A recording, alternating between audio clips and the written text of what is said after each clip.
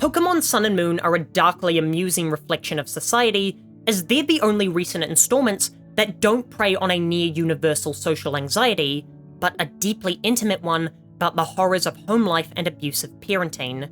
The mid-2010s were the era when terms like gaslighting entered the common lexicon, and people began to recognize their traumas caused by toxic parents, an epidemic that I, as an autistic teenager, personally found myself caught up in, and where I was blessed with understanding parents who were able to change their ways once I learned to effectively communicate. Lusamine is a far more twisted individual, and as Pokemon's first villain who's a mother, her wickedness is defined by her relationship with her children. As the president of the Aether Foundation, she essentially runs a conservation group. However, her version is more akin to taxidermy, freezing Pokemon in cryostasis in order to keep them beautiful forever, which acts as a grotesque metaphor to her parenting style. She tries to freeze her children by dictating all their choices and to keep them as extensions of her own ego.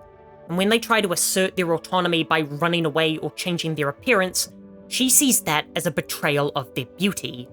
Lusamine is the archetype of a narcissistic parent taken to a horrific extreme, as she only loves her children when they're reflections of herself.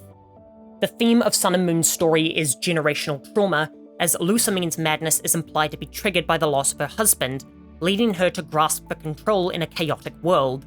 She sees the Ultra Beasts as an alien substitute for the family she feels like she lost.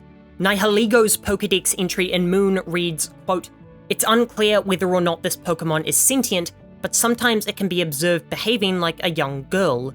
So when Nihiligo physically merges with Lusamine, it's a visual metaphor for a parent consuming a child's identity, becoming a monstrous entity that Lillie has to physically and emotionally reject. Gen 7's method for defeating the villain is unique, as it's about Lillie standing up to her abuser. The specific language she uses about not being a doll destroyed me as a 13-year-old and encapsulated the anxiety of unsafe homes. And while I truly hope that scene resonated with one of you a decade ago as it did for me, it also reflected a cultural turn inwards, and was an acknowledgement that for many people, hell happens at the dinner table.